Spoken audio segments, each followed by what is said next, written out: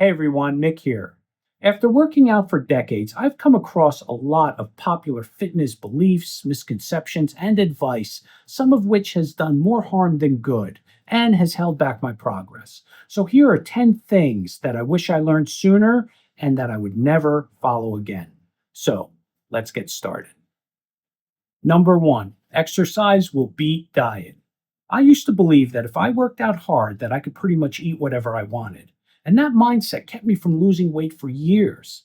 Even though I was training hard in the gym, I was seriously overestimating the amount of calories that I was burning. The thing is that the number of calories that I was burning in the gym wasn't even coming close to covering the amount of calories that I was eating. For example, an hour of weight training burns about 200 to 300 calories. One slice of pizza can easily just wipe that out.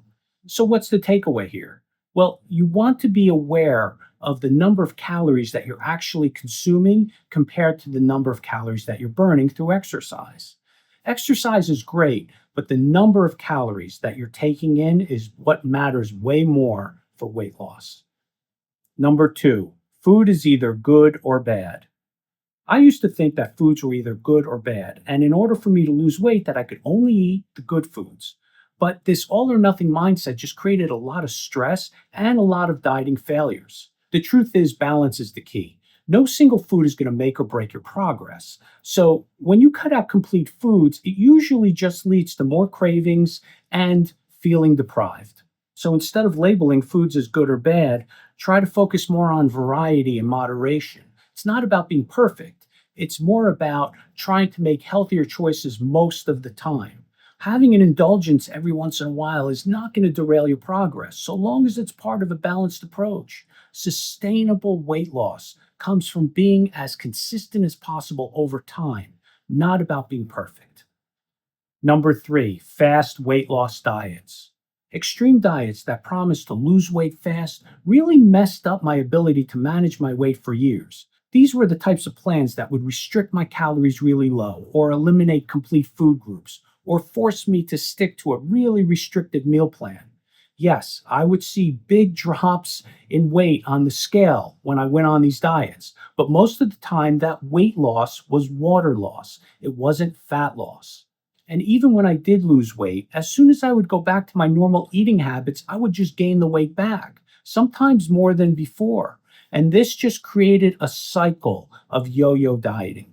Because these plans were so extreme and restrictive, I just couldn't follow them long term. Instead, now I focus on creating a balanced, realistic way of eating that can be more of a lifestyle.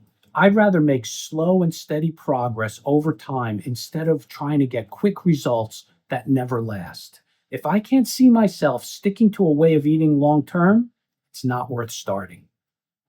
Number four, carbohydrates are bad for you.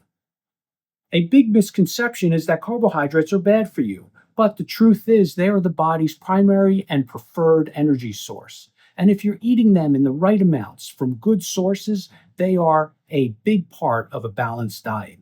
But not all carbs are created equal. Simple carbs, like those found in sugary snacks and drinks, they can spike your blood sugar and they could lead to weight gain if you're eating too much of them. But complex carbohydrates, things like whole grains, fruits, vegetables, whole grain pastas, brown rice, potatoes, they give you energy for your workouts. And they also provide you fiber, vitamins, and minerals, which are great for your overall health. So the key is not to cut out carbs completely, but to make sure that you're getting the right kinds of carbohydrates, and then to balance them with your protein and your healthy fats. Number five, you can spot reduce.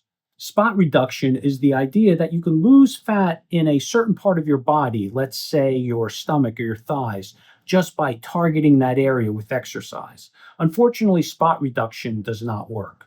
For example, if you're trying to lose fat in your stomach by doing stomach exercises, you're wasting your time. It's not going to work.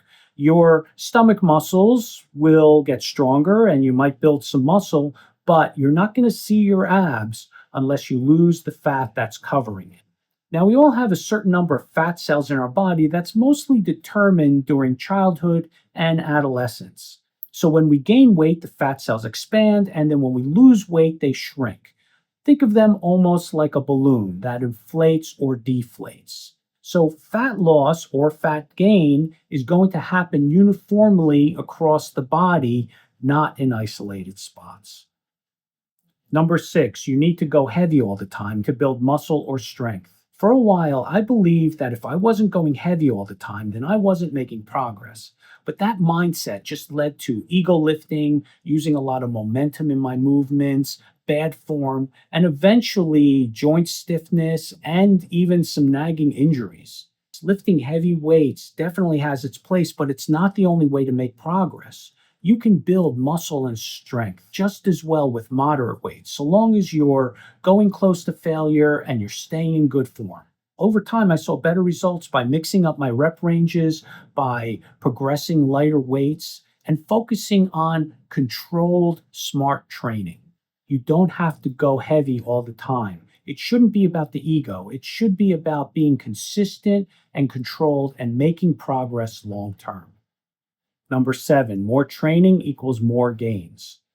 One piece of advice that I stopped doing early was high volume training, just doing more in the gym, more days, more sets, more exercises. When I started weight training at 14, all I had access to were muscle magazines. And a lot of the routines in those magazines were focused on high volume training. So, very soon after I started, I found myself training 6 days a week, doing 20 sets for chest, back, legs, and then 10 to 15 sets for smaller muscle groups like biceps and triceps.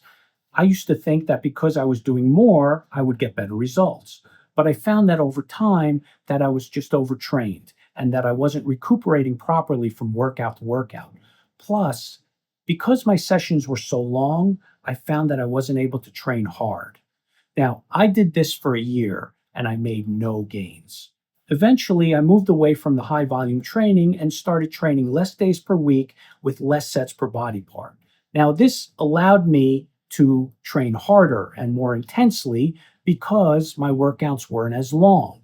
And I also found that I was now recuperating properly between my workouts. And once I made this change, I found that I started making progress again. And this is the way I train to this day. Number eight, soreness means you had a good workout. I used to think that if I wasn't sore the next day after a workout that I didn't train hard enough. So I found myself actually like chasing soreness where I was trying to get that feeling of soreness after every workout session. But eventually I realized that soreness doesn't always mean that you're making progress. And sometimes it could be a sign that you're overdoing it.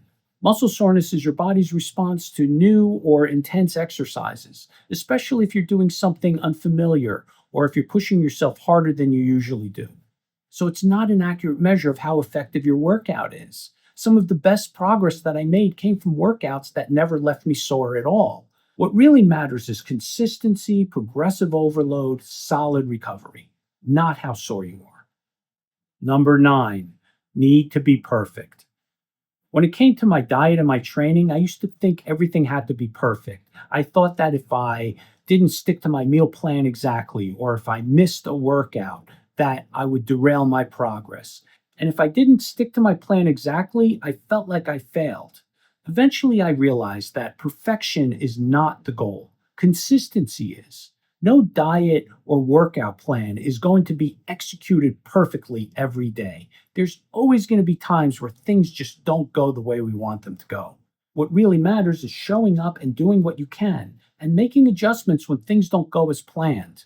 It's more important to stay as consistent as possible over time than it is to try to be perfect.